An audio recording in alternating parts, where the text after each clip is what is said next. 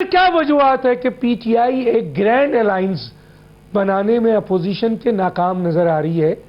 مولانا فضل الرحمان سے ملاقات ہوتی ہے، ان کا اسٹانس آپ کے اسٹانس سے ملتا ہے، وہ کہتے ہیں فارم 47 کی حکومت ہے، الیکشن ہونا چاہیے، عوامی نمائندے آنا چاہیے۔ اس سلسلے میں P T I one agenda J U I یا دوسری سیاسی جماعتوں کے ساتھ ایک بڑا گرینڈ الائنس کیوں نہیں بناتی؟ ڈاکٹر صاحب، میں تو اس کمیٹی کا حصہ نہیں ہوں، تو میں زیادہ اس پہ شاید سیر حاصل بات آپ کو نہ کر سکوں، لیکن میرے خیال میں مولانا فضل الرحمان صاحب اور خان صاحب کے بیچ میں دوریاں اور فاصلے کم ہوئے ہیں۔ مجھے ذاتی طور پہ سیاسی کارکن اس بات کی خوشی ہے کہ اب ہمارے اسٹیٹ سے کم از کم مولانا صاحب کے بارے میں کوئی غلط بات نہیں ہوتی۔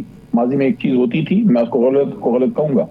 اور دوسری چیز یہ ہے کہ مولانا صاحب نے بھی وہ جو ایک بات کرتے تھے خان صاحب کے بارے میں، دوسری بات یہ یہودی ایجنٹ فلانا، یہ وہ بیانیہ ختم ہو گیا ہے، کیونکہ انہوں نے مانا ہے کئی جگہ کہ وہ ایک سیاسی بات تھی۔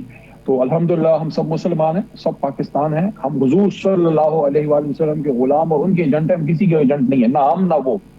تو اب سیاسی ایشوز پہ بہت زیادہ میٹنگ آف دا مائنڈز ہے۔ مولانا صاحب بھی فرماتے ہیں کہ دھاندلی ہوئی ہے، ہم لوگ بھی کہتے ہیں، وہ بھی کہتے ہیں رول آف لا ہونا چاہیے، آئین کی حکمرانی ہونی چاہیے، ہم بھی کہتے ہیں۔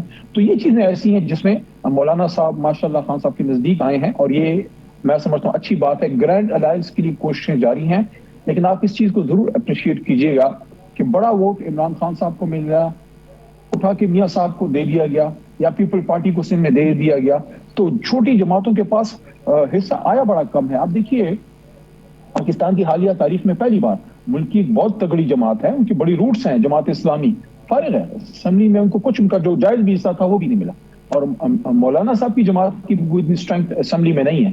تو گرینڈ الائنس اگر ہم بناتے بھی ہیں تو ایسی جماعتوں کے ساتھ ہوگا جن کی اسمبلی میں پریزنس اب اتنی نہیں رہی، کیونکہ سارا تو اٹھا کے ہم لوگوں کو دے دیا گیا۔ پورا کراچی ہم جیتے ہیں، وہاں سے ہمارے ایم کیو ایم کے بھائیوں کو لے کے آگے ہیں۔ انٹیریئر سندھ میں بھی پیپلز پارٹی کی چلو پریزنس ہے، غلط بات نہیں کرنی چاہیے، لیکن کراچی حیدرآباد میں تو ٹھیک ٹھاک ہمارا ووٹ بینک ہے۔ پنجاب تو سارا ہم جیتے ہیں، وہ بھی میاں صاحب کو دے دیا گیا۔ ENP یہاں سے فارغ ہے، وہ سارا ووٹ بینک الحمدللہ ہمارا ہے۔ تو ان چیزوں کو دیکھ کے ہم چکزئی صاحب کے ساتھ رابطہ ہے، ہمارا مولانا صاحب کے ساتھ رابطہ ہے، ہمارے نیشنلسٹ جماعتوں کے ساتھ رابطہ ہے، جو آئین پہ ملک چلانے کے حق میں ہیں ان سب سے ہمارا رابطہ ہے۔ مستقبل قریب میں آپ دیکھیں گے یہ الائنس آپ کو ابھرتا ہوا اور ایکٹیو ہوتا ہوا نظر آئے گا انشاءاللہ۔ ٹھیک ہے، ارے سر یہ بتائیے کہ یہ شیر افضل صاحب عمران خان نے پارٹی سے کیوں نکال دیا؟ اب وہ یہ کہتے پھر رہے ہیں کہ مجھے کیوں نکالا، آپ کے پاس کوئی اس کا جواب ہے سر؟ شیر افضل مروت صاحب کی خدمات ہیں پارٹی کے لیے مشکل وقت میں۔ کچھ ڈسپلنری ایشوز ضرور رہے ہیں جس میں ان کو شو کاز پارٹی کی طرف سے دیا گیا، کیونکہ پارٹی کا اندرونی معاملہ ہے، میڈیا پہ اس پہ بات کرنا میں زیادہ مناسب نہیں سمجھتا۔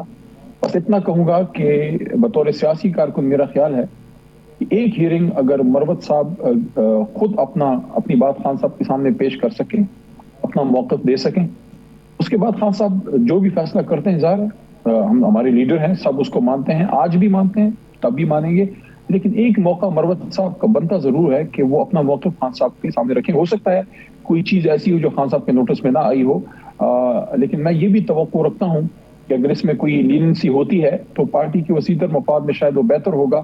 پارٹی میں لوگوں سے غلطیاں ہوتی ہیں، اور بڑے لیڈر جو ہیں وہ بڑا دل بھی کرتے ہیں، معاف بھی کرتے ہیں۔ خان صاحب کا بڑا دل ہے، ہو سکتا ہے ان کو ایک موقع اور بھی دے دیں۔